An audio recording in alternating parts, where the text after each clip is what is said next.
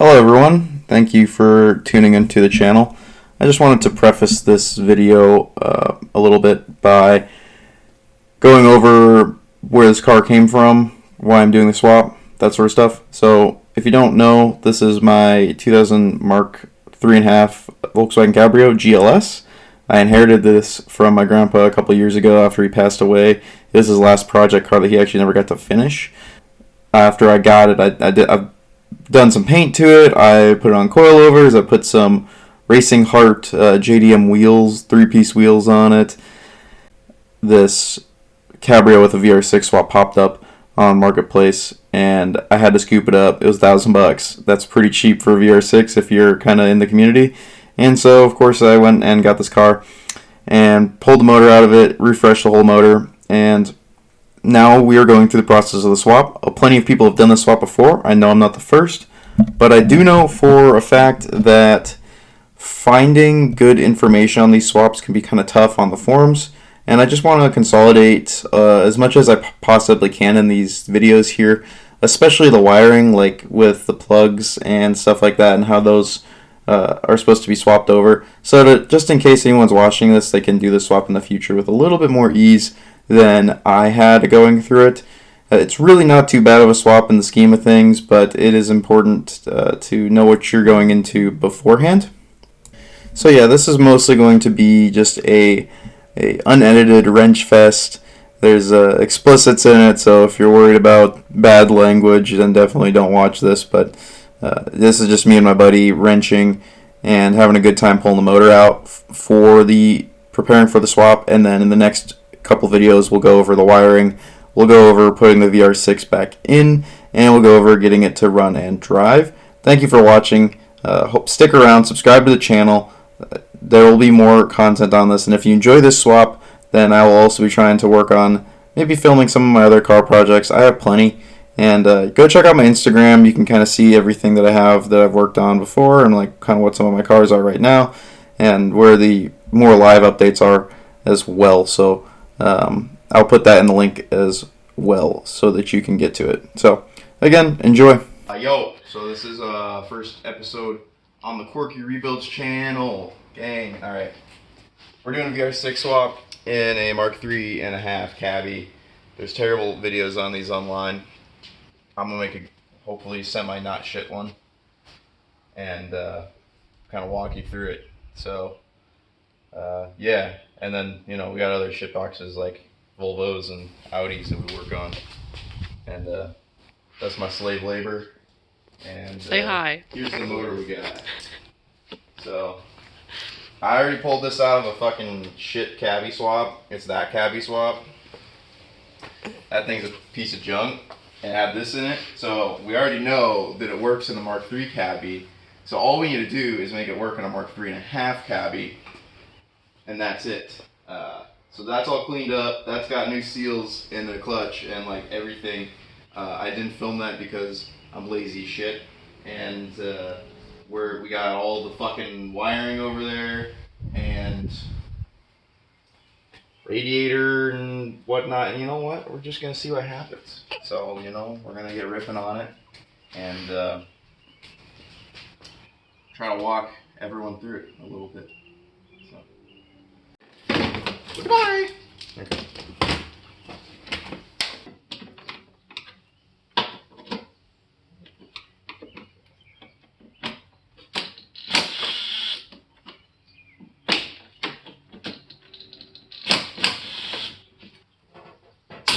That's broken. Cool. Alright. So we broke those two, but these two are still there. Worst case, we just tie it back on, right? Yeah, Buddy really just sends them home with that. Oh, really? I gotta work them on the ground.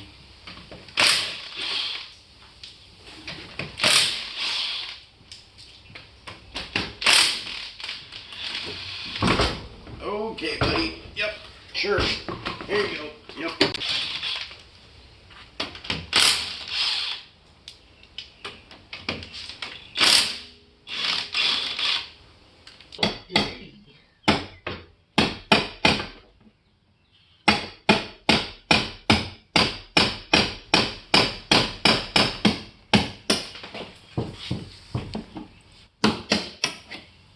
Okay, and then let's just pry the back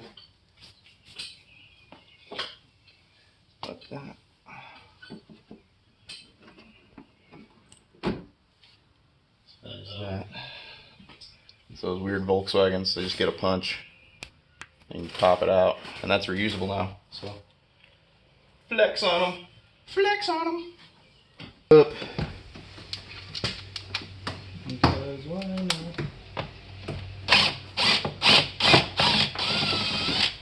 So far, I have a 33% recovery rate. Yeah, me too. I got like 2. Okay. Then that whole thing should be able to move back a little bit. Figuring out how they engineered it wrong.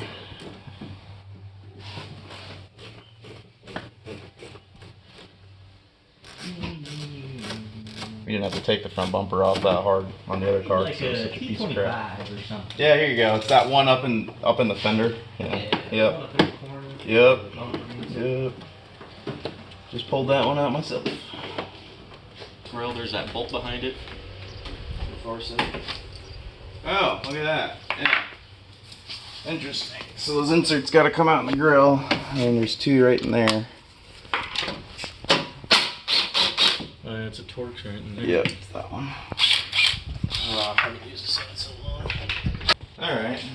Oh, there we go. Sick.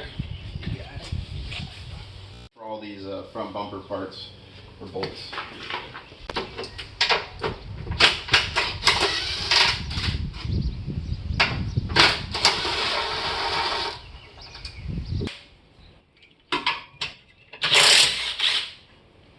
Service position.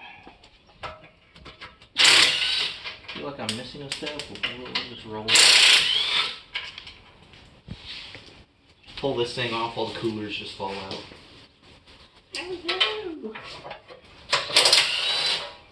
That's tethered up.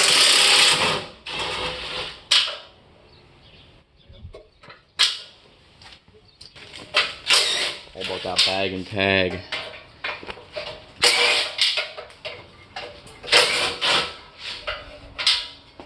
There's a bunch of bolts in there. Yeah.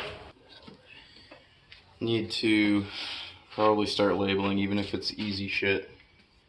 Don't want to get back to this thing in a couple weeks and go, what the fuck is that? Couple weeks. I don't know, next weekend? If we don't get this done today, we're gonna lose the shop. I didn't say it. Bro, we're just trying to put it in. Pull out, put in.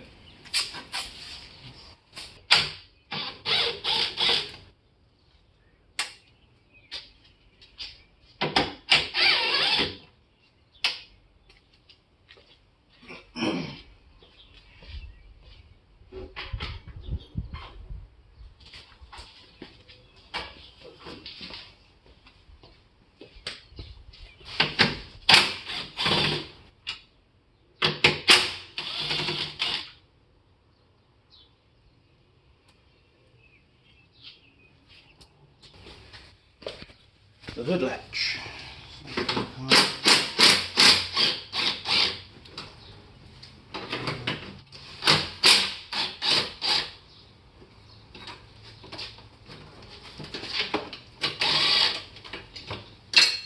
Oh, sick. Because it has an eye on it. And of course they run a Fram filter.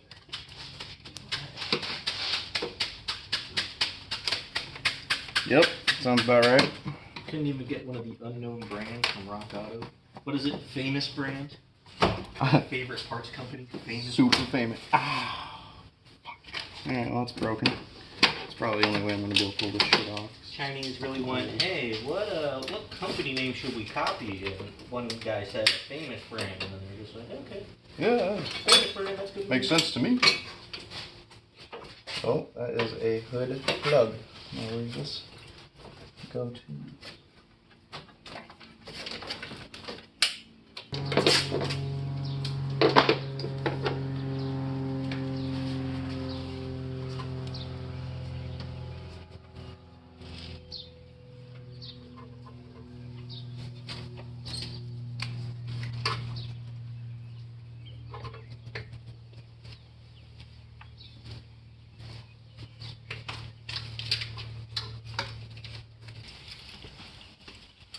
Good God, dude. I think we just need to cut it. I don't know. It's not coming apart. Just go on the delete. Well, we weren't putting it back in anyway. It's the evaporator.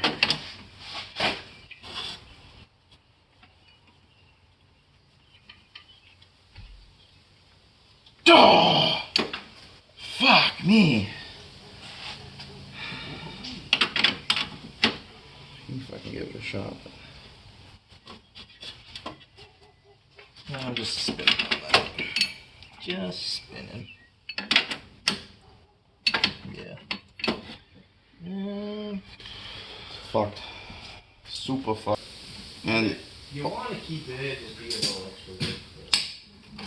well, I've got time for that. yeah. Not to mention like AC and drop top, but also the 2 liters fucking dime a dozen still. So worst case, you know, we're just finding another 2 liter car, which is not impossible yet.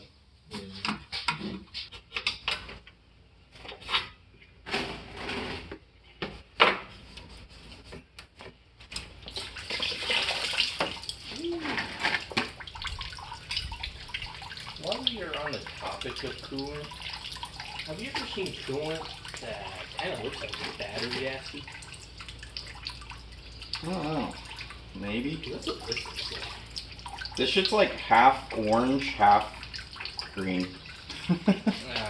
That mix of German and Mixol.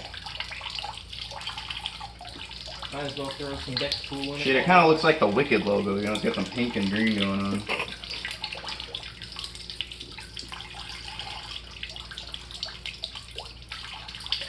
Oh, you know, it would make it really dumb.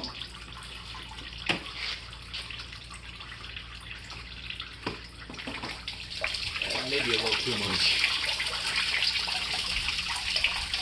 I'm just gonna have to do all, just let it trickle out of there.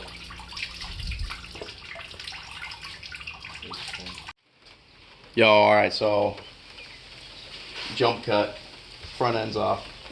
Got a bunch of plugs labeled. I've just been pulling plugs. Drain the oil, unhook the power steering. So you pulled the air box out, pulled the throttle cable off. Really just trying to get this thing down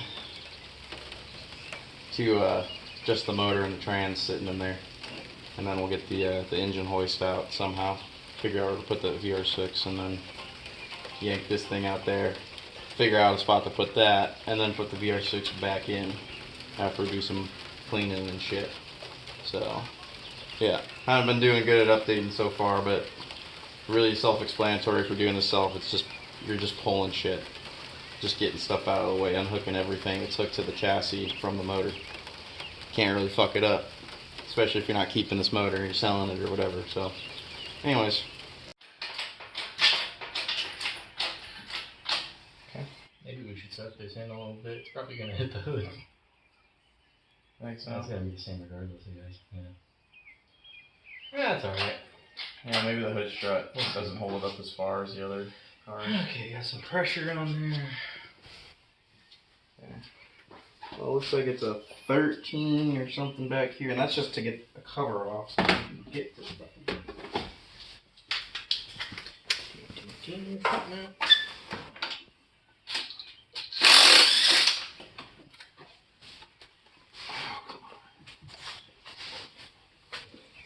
Really? Oh, yeah. You would.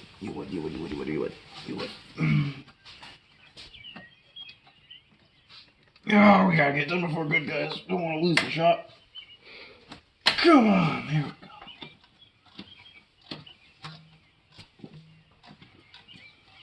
Now, don't you love this thing as a fucking plastic fuel rail?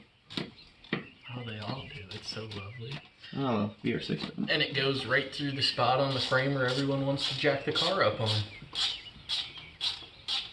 At least that's how the Mark IVs are. Here. Okay.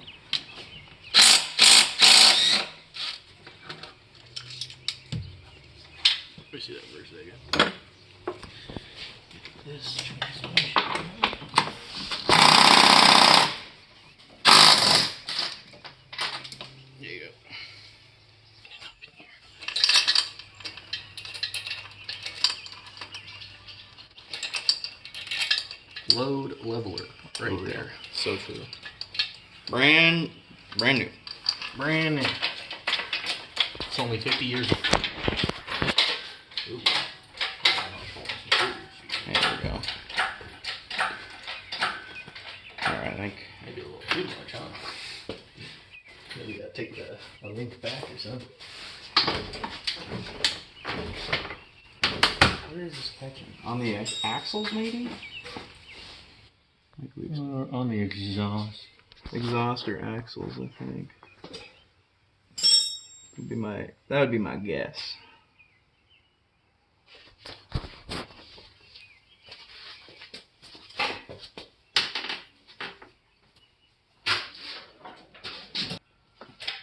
Oh, you didn't get this bracket back here. Bracket? That mount. There's that mount right there. Oh, what is that? That's a trans mount. My bad. Sorry about that. On this.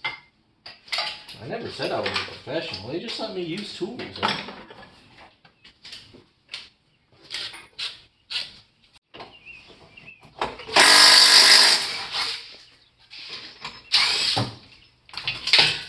Jesus, nice. Cool.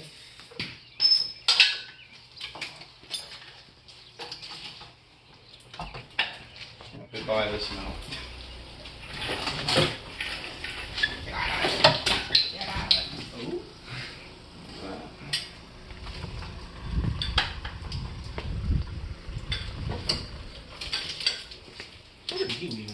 That's power steering. That's important. Oh, we don't care about that. I kind of fucking do. It's gotta bring it up. Bring it up. Bringing it up. Oh, come on. That's really still coming back there for some reason. There we go. Okay.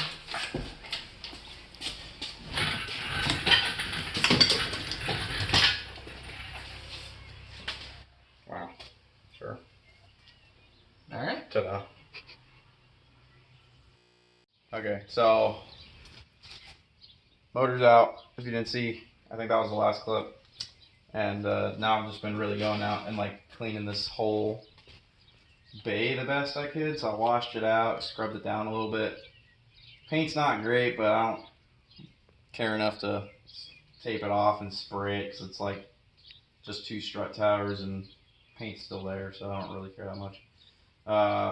Pretty much went around, started pulling a bunch of the plugs out. The Mark III harness is kind of weird because the Mark 3.5 is weird because the Mark III, the whole front harness clip and like lights and stuff are all disconnected from the main harness, and this one's like all more integrated, it seems like. So it's kind of like fighting that. And I read on forums a lot, the guys are like, oh, you're gonna have to use the Mark III harness but then wire it to the Mark IV headlight plugs, and pretty much the only thing you have to wire in is your headlights. So we're going to find out on that. For the most part, the fuse box is modular, and you want to get it to a point where you can get this whole harness, pretty much you could yank the whole harness out. There's a lot of stuff in the dash, underneath the dash, and I'm going to try to go into detail about that because I'm not a big like wiring guy, and I don't really know wiring that well. But if there's any way I can make it make more sense, especially for like beginners on these VR6s like me, then that's what I want to do. And just because that's been a big point of confusion for me on these cars. So yeah, pretty much pulled that out. The fun thing we got to find was the reason why this car's horn never worked, and that was down here somewhere.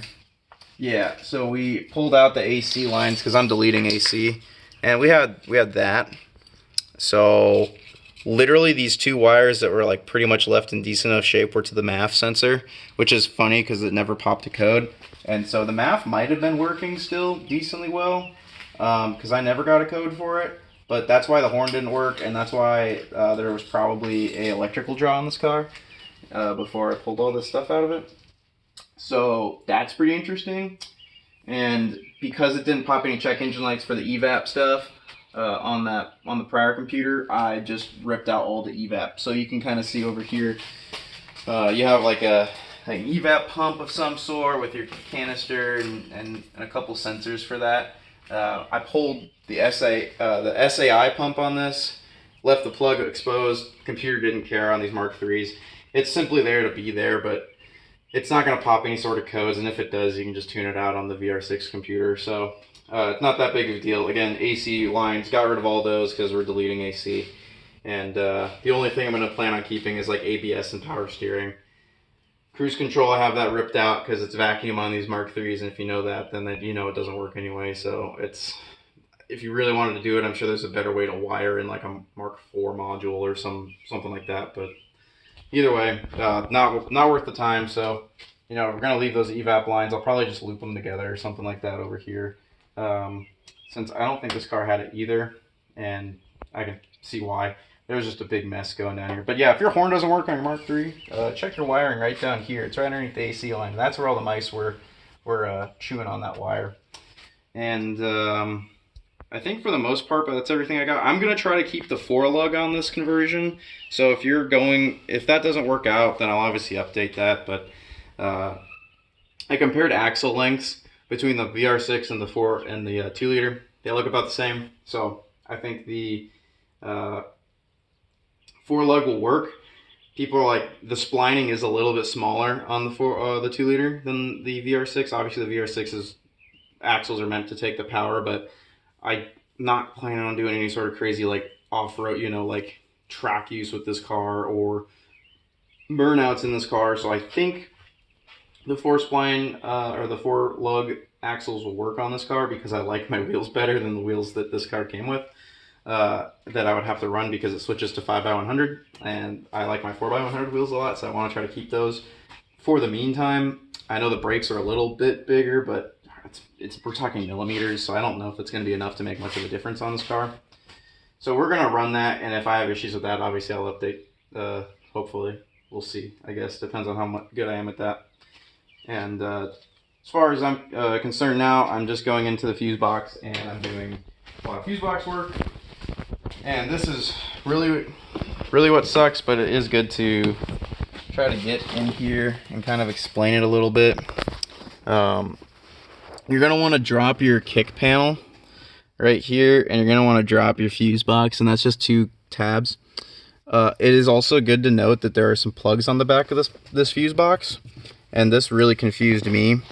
Was right here, this is a lockout pin. You need to pull that this way on this fuse box, and then all of these plugs back here, they'll clip out like normal. I didn't know that when I pulled the other car out, so I ended up breaking the pins off the back of a couple plugs. They'll still work, but it is just something to note, and especially if you're not used to this wiring. These are a lot of relays. I think these are for like optional things on the car, so you just want to keep those here. Let those things dangle. You want to try to start pulling them off. They pull down, and they're kind of a pain. You can see there's like little clips on there, but yeah, they pull down, and they'll just kind of fight you the whole time, but eventually you just give it enough tugging, it'll come down. And there is a certain amount of plugs on this that will, you should just be able to pull out of this, and it pulls out of the other, out of the Jetta or the GTI or whatever your swap car is, and it should just like transfer over.